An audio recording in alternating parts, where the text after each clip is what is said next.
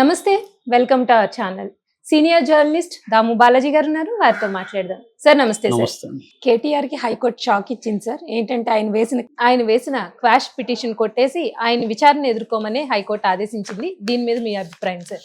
కేటీఆర్కి సంబంధించి గత 2 రోజుల నుంచి హైడ్రామా నడుస్తుంది. ఆయన నిన్న ఏసీబీ విచారణకు వెళ్ళాడు. అయితే ఏసీబీ అధికారులు ఆయన లాయర్ని మేము అలో చేయము, నువ్వు ఒక్కరే రమ్మని చెప్పారు. కానీ ఆయన దానికి ఒప్పుకోలేదు. లాయర్ వస్తేనే నేను వస్తాను, ఆల్రెడీ నాది క్వాష్ పిటిషన్ విచారణలో ఉంది హైకోర్టులో, ఇప్పుడు మీరు విచారణకు పిలవడమే కరెక్ట్ కాదు, అయినా కూడా నేను ఈ గౌరవంతో, చట్టం మీద గౌరవంతో వచ్చాను. వచ్చినప్పుడు నా అడ్వకేట్ లేకుండా నన్ను ఎలా విచారిస్తారు? అడ్వకేట్ ఉండాలి, లేదంటే నేను వెళ్ళిపోతాను అని అక్కడ కాసేపు ఆర్గ్యుమెంట్స్ జరిగాయి ఆ పోలీస్ అధికారితో. పోలీస్ అధికారి పైన వాళ్ళకి ఫోన్లు చేసి ఆ ఏసీబీ అధికారులకి కనుక్కొని, లేదు సార్ మిమ్మల్ని అయితే ఒకరిని మాత్రం అలో చేస్తా ఉన్నారని గట్టిగా చెప్తే ఈయన అక్కడి నుంచి వచ్చేసారు. అప్పుడే ఆయన మీడియాతో మాట్లాడుతూ ఇవన్నీ చెప్పారు, నా లాయర్ లేకుండా నన్ను ఎలా విచారిస్తారు అనేది ఆయన పాయింట్అవుట్ చేశాడు. దాని తర్వాత వీళ్ళు ఈరోజు నా ఇంట్లో సోదాలు కూడా చేయబోతున్నారని కూడా అన్నాడు. ఆయన అన్నట్టుగానే ఈవినింగ్ గచ్చిబౌలిలో ఆయన ఓరియన్ విల్లాస్ ఉంది, ఆ విల్లాస్కి వెళ్ళి మొత్తం ఇంట్లో సెర్చ్ కూడా చేశారు. సెర్చ్ చేసి వాళ్ళకి కావాల్సిన డాక్యుమెంట్లు ఏవో ఉంటే తీసుకెళ్లారు. సో ఆ సందర్భంగా వాళ్ళు మళ్ళీ నోటీసులు ఇచ్చారు. ఏసీ బోర్డులు మళ్ళీ ఆయనకి నోటీసులు ఇచ్చి 9వ తేదీ ఇప్పుడు రమ్మని చెప్పారు. సో అది ఒకటి నడుస్తుంది. అయితే ఈ లోపల ఈడీ కూడా ఆల్రెడీ ఈయనకి నోటీసులు ఇచ్చింది. యాక్చువల్గా ఈడీ విచారణకి ఈరోజు రావాలి, కానీ ఆయన ఏం చెప్పాడంటే క్వాష్ పిటిషన్ హైకోర్టులో ఈరోజు విచారణకు ఉంది కాబట్టి నాకు టైం ఇవ్వండి అంటే ఈడీ అంగీకరించింది. అంటే ఈ కేసు మనకు తెలుసు, అది ఫార్ములా ఈ రేస్ కేసు. ఫార్ములా ఈ అంటే ఎలక్ట్రిక్ కార్ల రేస్ అనమాట. ఇండియాలో ఫస్ట్ టైం 2023లో హైదరాబాద్లో కండక్ట్ చేశారు. దీనికి స్పాన్సర్షిప్గా గ్రీన్ కో అనే కంపెనీ 2023లో గ్రీన్ కో కూడా ఎంటర్ అయింది. అయితే ఇక్కడ ఈయన మీద ఇప్పుడు కొత్త ఆరోపణగా కాంగ్రెస్ గవర్నమెంట్ ఏం చేస్తుందంటే, మామూలు పాత ఆరోపణ ఏంటంటే ఇందులో 55 కోట్లు, నెక్స్ట్ ఫస్ట్ దానికేమో 200 కోట్లు అయింది, నెక్స్ట్ 2024లో జరగడం కోసం అడ్వాన్స్గా ఒక 55 కోట్లు వాళ్ళు ఈ రేసులు నిర్వహించే అంతర్జాతీయ సంస్థకి ఇచ్చారు. సో ఇది ఇవ్వడం హెచ్ఎండిఏ నుంచి ఇచ్చారు. హెచ్ఎండిఏ కెపాసిటీ ఏంటంటే 10 కోట్లే. 10 కోట్ల కంటే ఎక్కువ ఉంటే సంబంధిత మంత్రిత్వ శాఖ అనుమతి తీసుకోవాలి, అది అనుమతి తీసుకోలేదు. అట్లాగే ఎలక్షన్ కోడ్ ఉన్నప్పుడు వాళ్ళకి డబ్బులు ఇవ్వకూడదు. 3వ పాయింట్ ఫారిన్ కరెన్సీ అంటే పాండ్స్, బ్రిటిష్ పాండ్ల రూపంలో డబ్బులు ఇచ్చారు. అలా ఇవ్వడం అనేది రిజర్వ్ బ్యాంక్ రూల్స్కి వ్యతిరేకం. ఈ 3 దీని కింద ఈయన అవినీతికి పాల్పడ్డాడు అనేది మొన్నటి వరకు చెప్తున్నారు. ఇప్పుడు కొత్త ఆరోపణ ఒకటి చేస్తుంది కాంగ్రెస్ ప్రభుత్వం. అదేంటంటే దీంట్లో గ్రీన్ కో అనే కంపెనీ ఫస్ట్ ఫేజ్లో ఇన్వాల్వ్ అయింది స్పాన్సర్షిప్లో. గ్రీన్ ఎనర్జీ కంపెనీ అనమాట అది. ఆ కంపెనీ తర్వాత నెక్స్ట్ ఫేజ్కి అది విత్డ్రా అయిపోయింది. అయితే ఈ కంపెనీ ఇప్పుడు వీళ్ళు కొత్తగా కాంగ్రెస్ పార్టీ ఆరోపణలు ఏంటంటే, ఈ గ్రీన్ కో కంపెనీ 2022లో బీఆర్ఎస్కు 41 కోట్లు ఎలక్ట్రల్ బాండ్స్ రూపంలో ఫండ్ ఇచ్చింది. పార్టీ ఫండ్ 41 కోట్లు ఇచ్చింది. మనకు తెలుసు ఎలక్ట్రల్ బాండ్స్ అనేది గవర్నమెంట్ ఇష్యూ చేస్తుంది, దాన్ని కొంటారు వీళ్ళు, కొని పార్టీలకి ఇస్తారు. పార్టీలు వెళ్ళి బ్యాంకులో మళ్ళీ దాన్ని డబ్బు రూపంలో మార్చుకుంటారు. దీనికి సుప్రీంకోర్టు ఏం చెప్పిందంటే, ఇది ఎవరికి ఇస్తున్నారో తెలియదు, ఏ పార్టీకి ఏ కంపెనీలు ఇచ్చాయో తెలియదు అన్నమాట. ఇది తెలియాల్సిన అవసరం ఉందని ప్రతిపక్ష పార్టీలు కోర్టుకు వెళ్ళాయి. ఎందుకంటే ప్రతిపక్షాలు ఇచ్చిందేమో కేంద్ర ప్రభుత్వానికి తెలుసుకోగలదు, బ్యాంకులో ఉంటుంది కాబట్టి ఎస్బీఐలో వాళ్ళే, కానీ బీజేపీకి ఎవరెవరు ఇచ్చారో వీళ్ళకి తెలియదు. ఇది ఎక్కడ డెమోక్రసీ అని చెప్పి వీళ్ళు వెళ్తే సుప్రీంకోర్టు ఎలక్ట్రల్ బాండ్ లిస్ట్ పెట్టారు. అందువల్ల ఇప్పుడు ఏ కంపెనీ ఎవరెవరికి ఇచ్చారో పబ్లిక్ డేటాలోకి వచ్చేసింది, అందరూ మనం ఎవరైనా చూడొచ్చు. అలాగా వీళ్ళు చూసి ఈ గ్రీన్ కో కంపెనీ 2022లో బీఆర్ఎస్కి 40 కోట్లు ఇచ్చింది కాబట్టే మీరు దానికి ఇది ఇచ్చారు అంటే ఇది క్విడ్ ప్రోకో, వాళ్ళు నీకు డబ్బులు ఇచ్చారు కాబట్టి నువ్వు వాళ్ళకి కాంట్రాక్ట్ ఇచ్చావు అన్నది వీళ్ళు ఆరోపణిస్తున్నారు.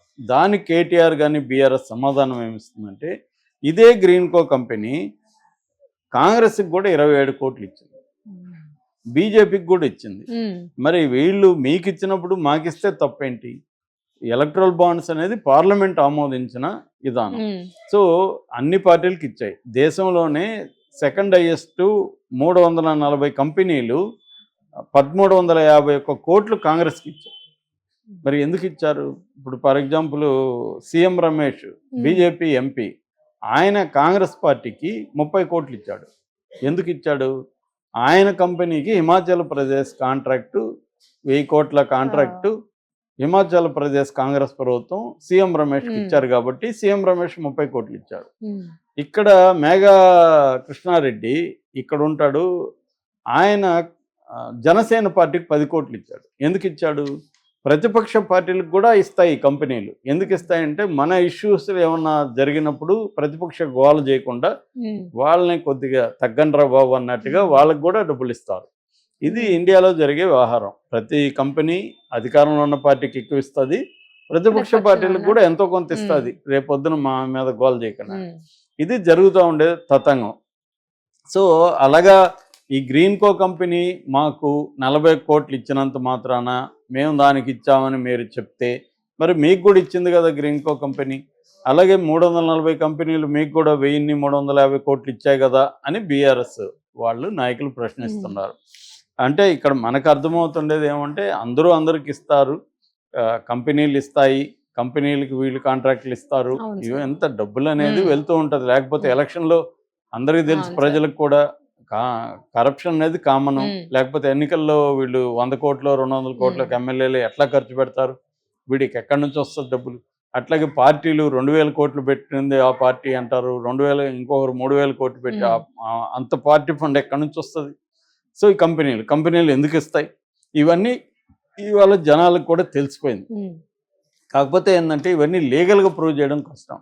ఇదేంటంటే నీ మీద నేను వేలు చూపిస్తే వాళ్ళు మన మీద వేలు చూపిస్తారు. అలాగా ఇప్పుడు ఇది నడుస్తుంది. ఇది ఎందుకంటే ఇది ఓన్లీ లీగల్ అంశాలే కాకుండా ఇది పొలిటికల్గా కూడా మారిపోయింది కాబట్టి నడుస్తుంది. అయితే ఈ కాంటెక్స్ట్లో ఈరోజు ఆయన హోప్ పెట్టుకున్నాడు, ఈ కేసుకే అసలు నాకు సంబంధం లేదు, నేను ఒక మంత్రిగా ఫైల్ తీసుకొచ్చినప్పుడు సంతకం పెట్టడమే నేను చేసిన పని, అట్లా అనుకుంటే అందరూ మంత్రుల్ని చేయాలి.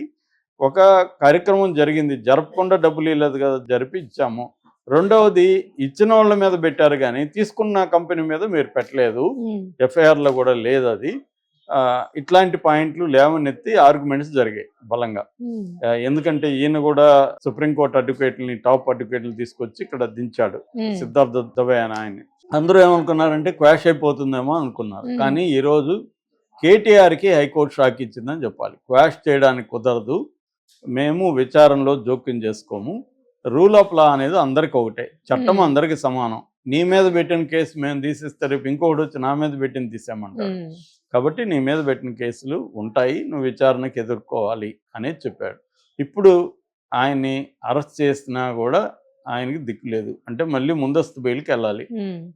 ఇది కేటీఆర్ పరిస్థితి. అంటే కేటీఆర్కి కూడా గడ్డు కాలం స్టార్ట్ అయింది. ఎందుకంటే రేవంత్ రెడ్డిని మనం గమనిస్తే ఆయన దుందుడుగ్గా ఒక జగన్ లాగా దుందుడుగ్గా ప్రతిపక్షాల మీదకి వెళ్ళట్లేదు, చాలా ప్లాన్డ్గా ఆర్గనైజ్డ్గా లీగల్ స్టెప్స్ అన్ని తీసుకొని వెళ్తున్నారు. ఇప్పుడు కేటీఆర్ అదే మనకి జగన్ చూస్తే ముందస్తు గవర్నర్ పర్మిషన్ తీసుకోకుండా అర్ధరాత్రి పోయి అరెస్ట్ చేయడానికి చంద్రబాబు ట్రై చేస్తే చంద్రబాబు గట్టిగా వ్యతిరేకిస్తే మార్నింగ్ వరకు అక్కడే ఉండి ఆయన ఎక్కడికి పోనీయకుండా చుట్టుముట్టి అర్లీ మార్నింగ్ ఆయన అరెస్ట్ చేసి తీసుకొచ్చారు.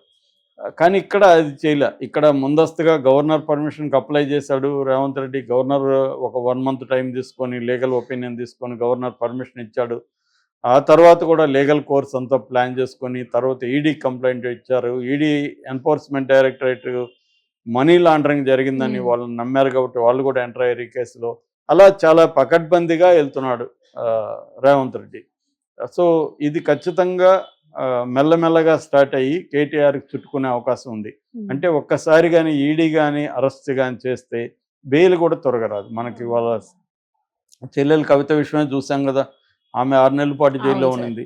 పిఎంఎల్ఏ చట్టం అనేది వెరీ డిఫికల్ట్. నేను అనేక సార్లు చెప్పాను, ప్రివెన్షన్ ఆఫ్ మనీ లాండరింగ్ యాక్ట్లో ట్విన్ కండిషన్స్ ఉంటాయి. సెక్షన్ 45 ప్రకారం బెయిల్ ఇవ్వాలనుకున్నా కోర్టులు ఇవ్వలేవు, ఎందుకంటే ఆ వ్యక్తి నిర్దోషాన్ని నమ్మాలి బెయిల్ అప్పుడే. మామూలు చట్టాలలో అది అవసరం లేదు.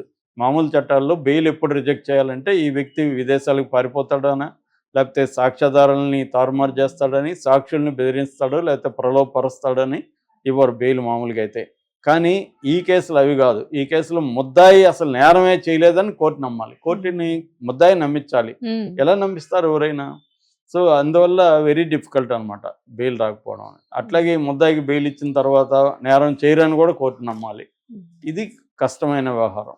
అందుకని రేవంత్ రెడ్డి తెలివిగా ఏం చేస్తున్నాడు, ఇవన్నీ రేవంత్ రెడ్డి స్టడీ చేసి ఏం చేస్తున్నా అంటే ఏసీబీ ఒకటి సరిపోదు ఈయనకి. ఏసీబీలో అయితే బెయిల్ వచ్చే అవకాశం ఉంది. ఈడీ వచ్చి